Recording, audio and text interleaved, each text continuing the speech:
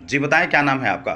महंत विनोद गोस्वामी, श्री कबीर मंदिर, करौंदा मठ, पोस्ट मारीपुर, जिला देवरिया। जी बताएं, जैसा कि आपने बताया कि अभी आप यहाँ करौंदा मठ से आप बातचीत कर रहे हैं, तो प्रत्येक वर्ष यहाँ जो है कि 20 फरवरी को किसी कार्यक्रम का आयोजन होता है, तो कैसा कार्यक्रम वो होता है, क्या बता पाएंगे आप? जी, ये 20 फरवरी हमारे गुरुजनों का पुण्यतिथि दिवस है।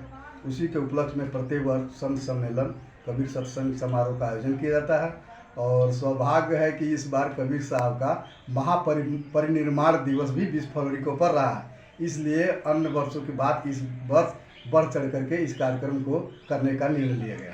जी, तो ये बताएं, जो आप लोग ये प्रत्येक वर्ष ये जो कार्यक्रम करवाते हैं आप, तो उद्देश्य क्या है इसका? उद्देश्य है सदगुरु कबीर साहब मानव मानव एक समान के पन लेता। महात्मा गौतम बुद्ध के पद चिन्हों पर चलने वाले सदगुरु कबीर साहब के विचारों को समाज में प्रचार प्रसार करने के लिए ये आयोजन किया जाता है।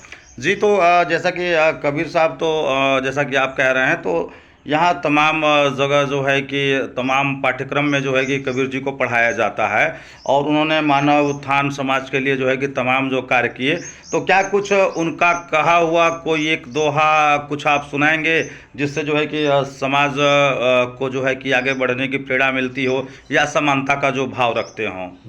इसके बारे में हम यही कहना चाहते हैं कि जब सदगुरु कबीर साहब का प्रादुर्भाव हुआ, उस समय सिकंदर लोदी का शासन था यहाँ पर।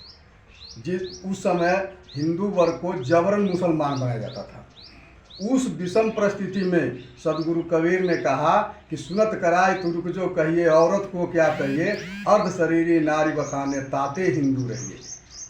छुआछूत चरम सीमा पर था। तो उस छुआछूत जो चरम पर था, तो उन्होंने कहा था कि घाल जनेऊ ब्राह्मण होना मेहरी क्या पैराया, वे जन्म के सुदृढ़ पर से तुम पाने के उठाया। चूंकि सदगुरु कबीर साहब मानव मानव, जैसे गौतम बुद्ध का प्रथम उपदेश था मानव मानव एक समान, उन्हीं के अनुसरण करते हुए सदगुरु कबीर ने सभी जीव को एक बराबर माना।